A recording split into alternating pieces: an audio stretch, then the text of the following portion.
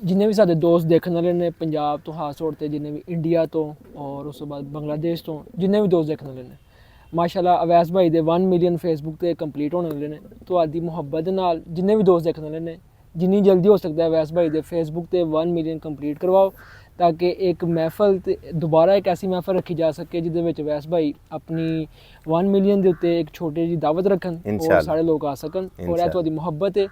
अगला महीना जो स्टार्ट होंदा पे अक्तूबर का इंशाअल्लाह अल्लाह ताला दे करम फजल नाल उम्मीद है कि वैस भाई दे फेसबुक ते 1 मिलियन जल्दी कंप्लीट हो जाए इंशाअल्लाह। और सब तुहाडी मुहब्बत दे नाल जी जी क्योंकि इन्हां दी मुहब्बत इन्हां दी सोहबत दे विच बहुत से लोग आए ने हज़ारां लखां आए ने और अज अलहमदुलिल्लाह मैनूं भी सादत मिली है तो मैं भी इत्थे आके बैठ सकिया। और इन्हां कोलों आके इंसान अदब रिस्पैक्ट वालिदैन दी इज्जत और आने वाली जिंदगी दे विच इंसान अगर कोई किसी जगह ते इंसान डोलदा है तो इंसान अपने आप को ठीक कर सकता है। मेहरबानी क्योंकि साडे वड्डे कहंदे ने इंसान दा एक यंगस्टर दा एक बच्चे दा अपने वड्डियां को बहना उन्हां को सबक लेना बहुत ज़रूरी है। अगर वो सबक नहीं लैंदा और अपने आप को उस्ताद समझन लग पैंदा है वो इंसान कभी जिंदगी अगे नहीं वध सकदा। हमेशा अपने इलम दा प्याला खाली रखो ताकि तुहाडे अंदर इलम समा सके और तुसी अपनी जिंदगी अगे वध सको। बेशक बेशक। वैस भाई एक छोटा जा एक शेर मेरे उस्ताद मोहतरम से अतर भाई से। अतहर भाई जी अल्लाह पाक दी ज़ात जी मेरे वीर अदील भाई दे उस्तादां नूं अल्लाह सलामत रखे जी। जनाब दी बड़ी मेहरबानी कीमती टाइम कढ़िया तुहाडी तशरीफ आवरी दा शुक्रिया जी। अल्लाह तुहानूं सलामत रखे।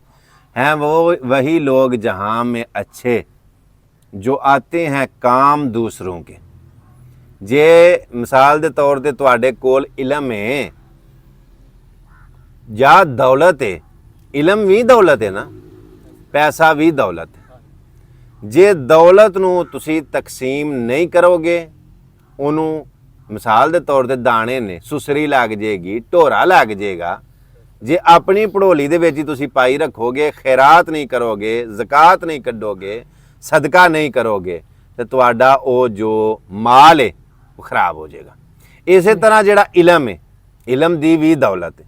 जे तुसी वो दौलत नूं तकसीम नहीं करोगे याद रखियो जिहड़ा खूह वगदा रहिंदा उहदा पानी पाक हुंदा।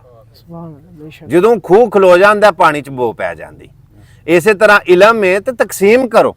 तुहाडे कोल नॉलेज है तुहाडे कोल कोई इन्फॉर्मेशन है तुहाडे कोल कोई ऐसी चीज़ है जिहड़ी तुसी अगे शेयर करो तो किसी का फायदा होवे। दीवे दे नाल जे कोई अपना दीवा ला के बाल लवे तो दीवे की रोशनी दे विच चिराग की रोशनी दे विच कमी नहीं हुंदी। जे तुहाडी वजह तो किसी का दीवा बलदा तो तुहाडी रोशनी च कमी नहीं होण लगी। हाँ तुहाडी वजह तो किसी के घर दीवा बलिया तो तुहानूं अजर जरूर मिलेगा। मशवरा एक अमानत हुंदा।